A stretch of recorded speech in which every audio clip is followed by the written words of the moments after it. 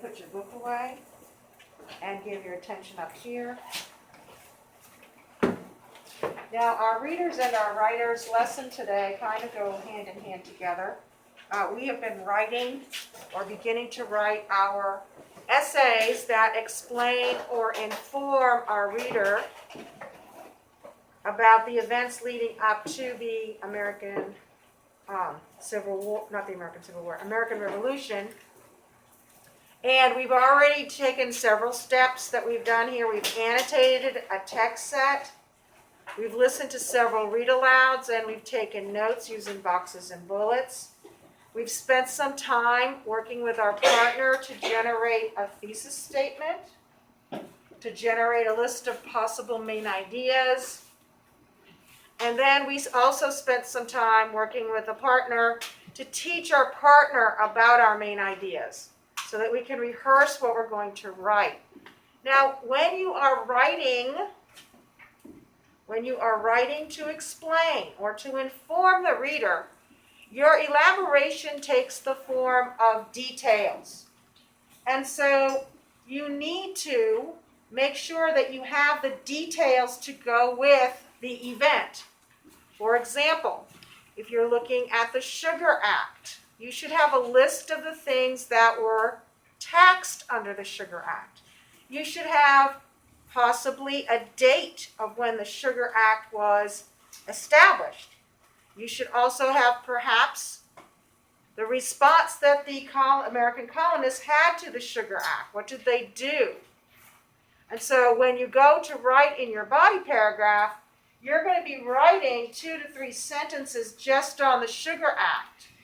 Because remember, you're explaining, you're informing, you're teaching your reader. Galila, go ahead and put your mask up for me, please. Thank you. So you want to make sure that you're including those details. And that's where good notes, taking good notes during the read aloud, taking good notes when you are reading independently in some of the books, taking good notes and annotating the text set are all going to pay off. Because if you did all of those things, then the process of writing your essay is going to be easier. Now we're going to kind of apply this to the activity that we're going to, or the strategy that we're going to learn today in Reader's Workshop. Now, researchers often encounter 2 different types of information. Who can tell me what one of those types of information is? Galila? A primary source, right?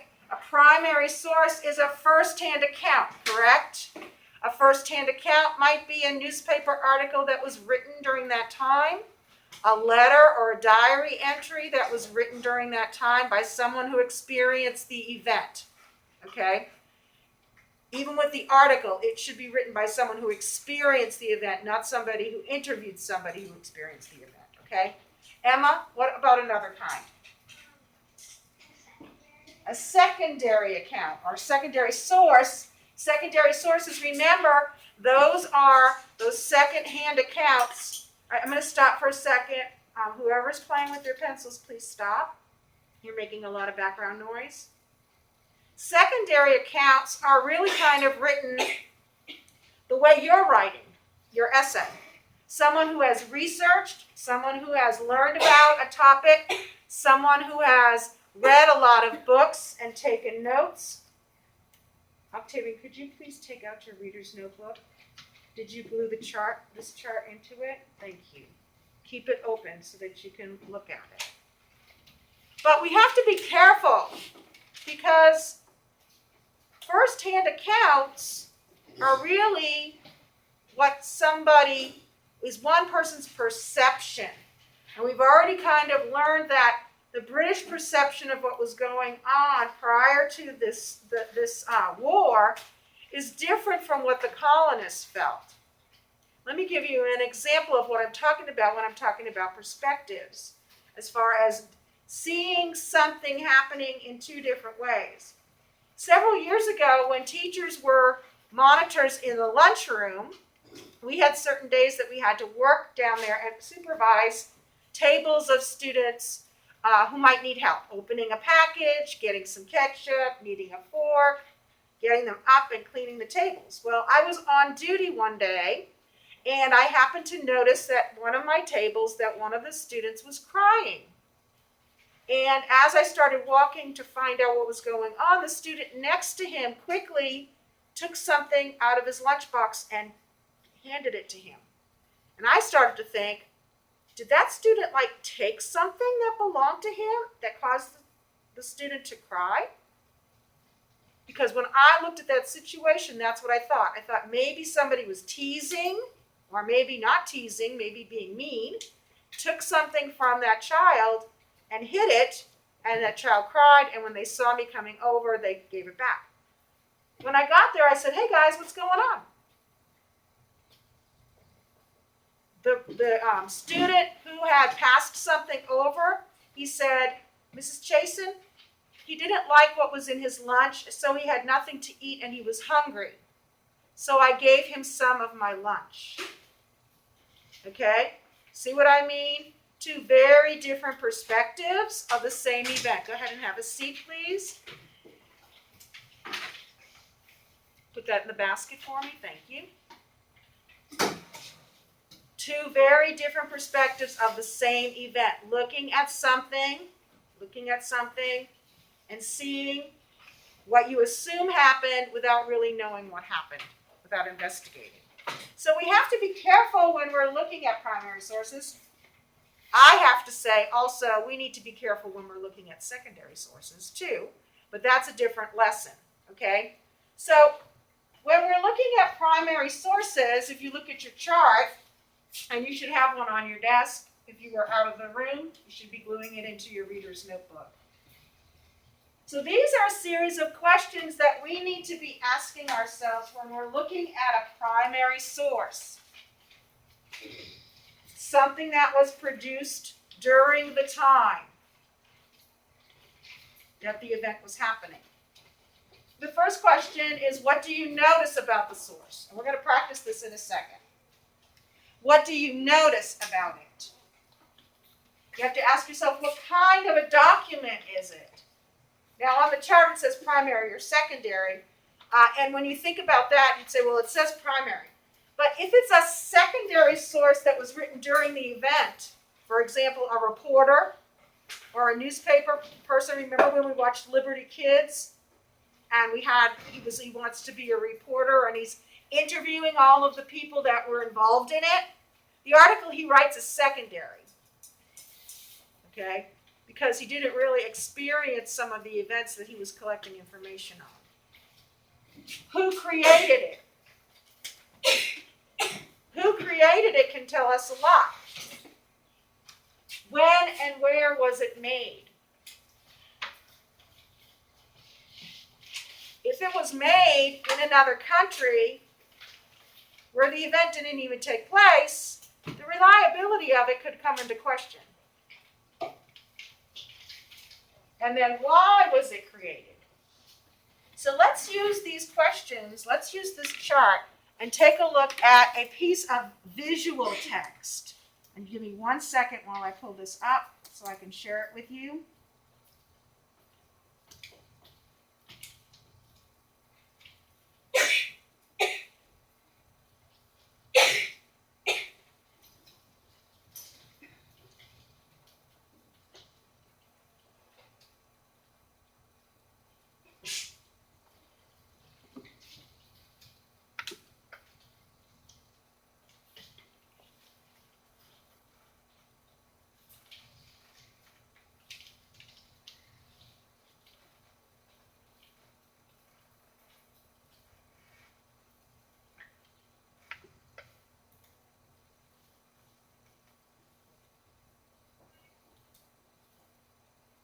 There we go. You may recognize this. Does anybody recognize what this image is? Danny? The Boston Massacre. We've actually seen this picture. You may have seen it in your independent reading. We've also seen this picture in the read aloud. Okay, so let's the first question is, what do you notice? So let's go ahead and I can zoom in here. Okay. What's something that you notice? Aiden? The redcoats are shooting. Can you be a little bit more specific? They're shooting at the citizens. If I zoom in a little bit more, I think that's about as close as I can get. What do you think, Aiden, about the expression on their faces? You think they're angry? Anybody have a different idea? Jen?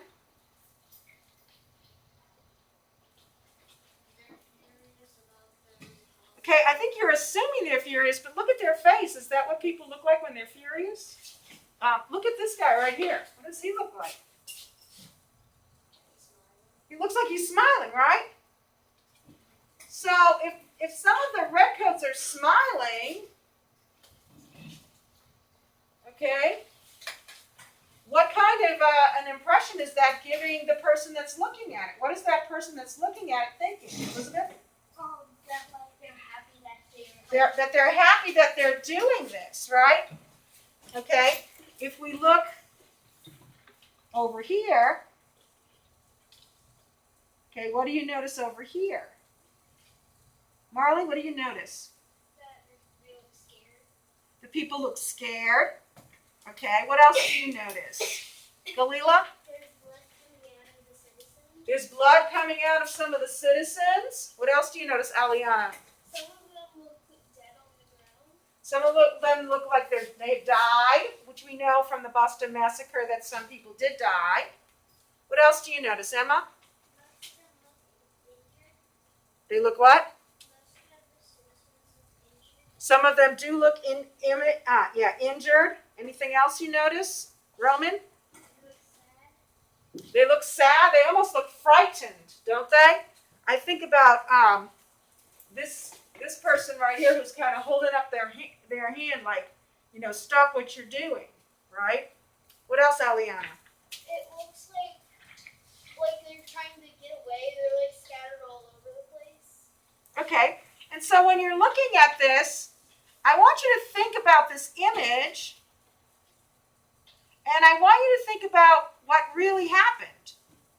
So if you could flip to the notes that you have on the Boston Massacre, because everybody should have notes on the Boston Massacre.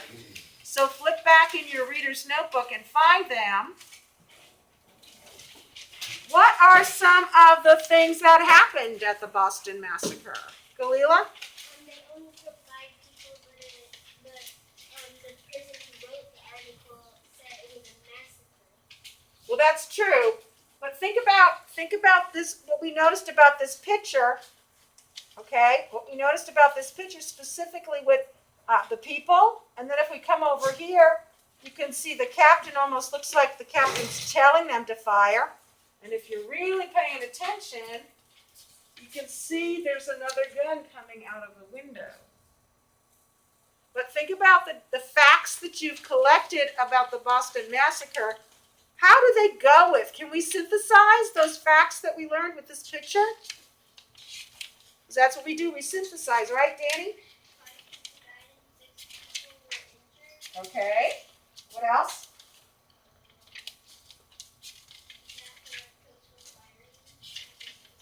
Okay. What else?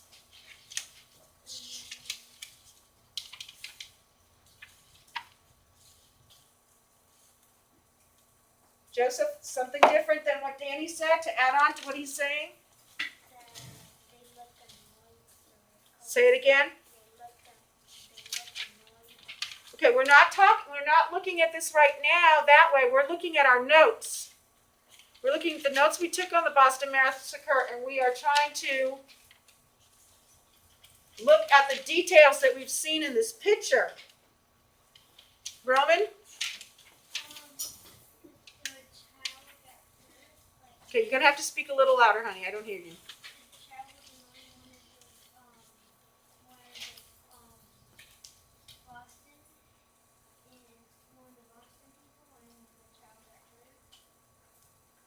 All right, you're going to have to say it again because it's still kind of mumbled.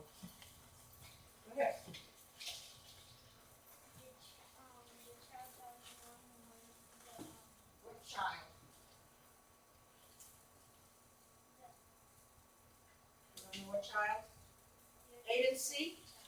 2 people were slowly dying, and the citizens were attacking the dogs. Okay, I think I need to kind of redirect you a little bit.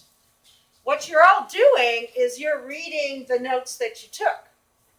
But what you're not doing is you're not synthesizing, you're not integrating the notes that you took with the picture that you're seeing here.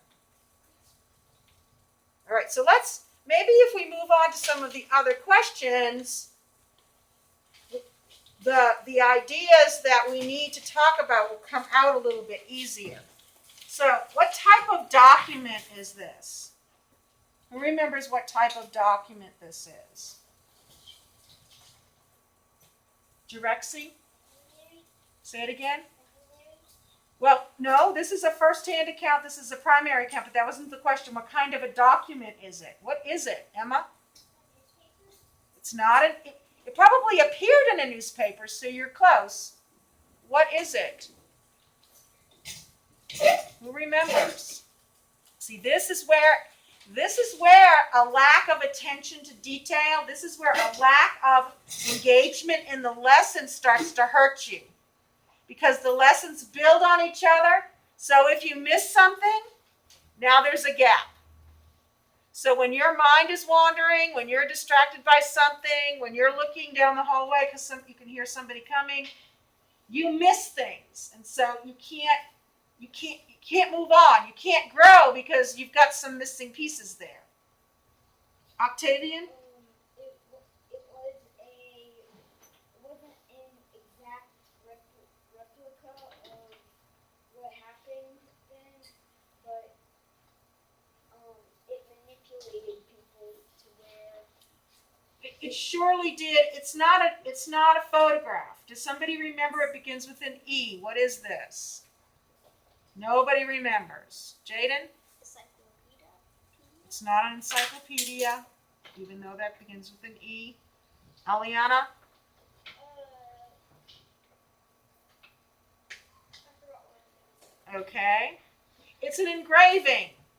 It's an engraving. They did not have photography back then.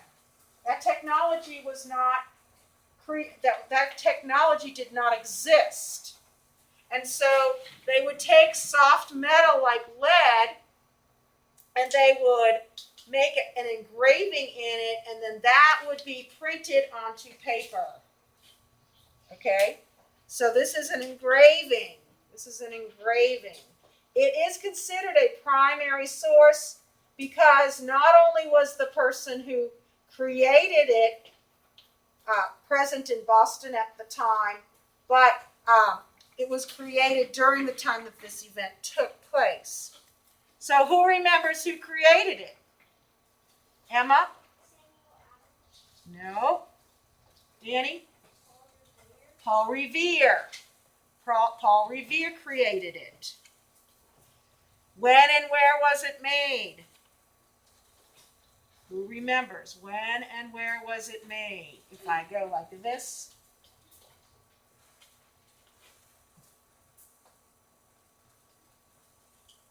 Some of you might be able to see it. Kendall? Boston, That's the where. When? March 5th, 1770. March 5th, 1770. That's when it happened. So it was created soon after that. Why was it created? Why was it created? Octavian? To manipulate the colonies and thinking that Boston was trying to they shot them on purpose, and it was there to manipulate To do what? What did they want them to do? they wanted them to fight back against the American army. I mean, not the American army, the Boston army, Well, they wanted the colonists. to attack them. Well, not necessarily attacked the British, but they wanted the colonists to be angry at the British, correct? Who kept an account, who took notes about the account of what actually happened there? All right, so think about it. How is what actually happened there different from this image? How is what happened there different from this image? Give me one way, Haley.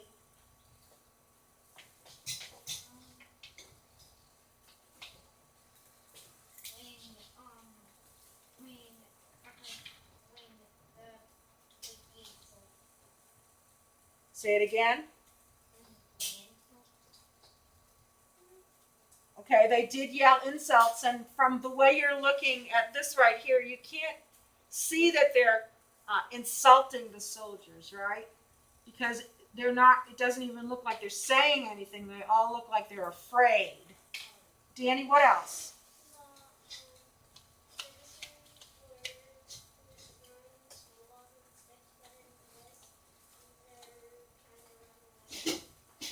Right, and the citizens arrived at this situation carrying things like sticks, throwing things like ice and snowballs and rocks. Okay, do you see any of that in this picture? No. What else? Anything else that you notice that's different between them, Kendall?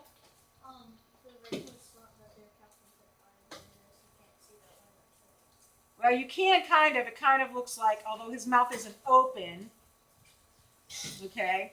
Although his mouth isn't open, you can't see that, okay? But look at the way they're lined up, okay? It looks like they're in formation. It looks like their purpose was to mow them down.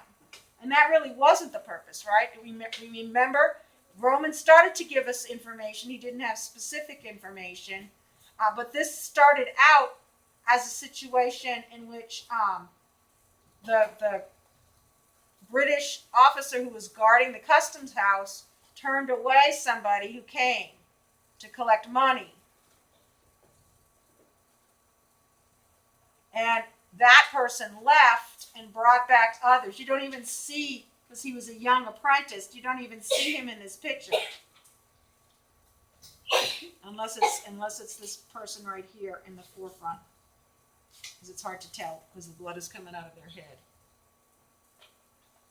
Okay, so if you were going to be writing about this, and you're not going to necessarily write about this in your essay, that's why I chose this. As you're writing in your body paragraph about events that are supporting your main ideas, you need to make sure that you're keeping track of details. So, for example, you wouldn't just say the engraving that Paul Revere created for the Boston Massacre was incorrect. You would have to elaborate on that and write about what we just talked about. How is it incorrect? And, as Octavian explained, why was an incorrect document deliberately made and published in the newspaper? Okay, I think we need to really work on looking at the speaker, because when your eyes are not on me, your brain is not on the learning.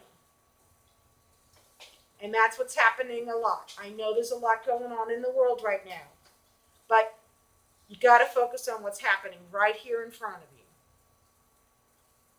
Okay, so today you're going to continue to write your essay. When you get to your body paragraph and you're writing about an event, remember what we learned today about details, about how details need to elaborate on the event in order for you to write effectively. So my expectation in your body paragraphs would be to see possibly 3 sentences on each of your events, which means that most likely you'll probably only write about 2 of your bullets. I would choose wisely, choose the ones that you have the most information. Think about that lesson that we had previously about teaching somebody something. If your reader had never heard about any of these things, What would you have to say to them in order to help them to understand? So you can't just say the Stamp Act or the Sugar Act. You have to tell us what it was. You have to tell us why the colonists didn't like it. You have to include what the colonists did in response to it. So don't skip those important elaboration details, because if your purpose is to explain and inform your reader, and you just give them a list of names without telling them what they are or how they're related to your main idea and your thesis, then you're not an effective writer. So today, during our work time, some of you are going to spend a little bit of time on iReady, and the rest of you are going to be writing.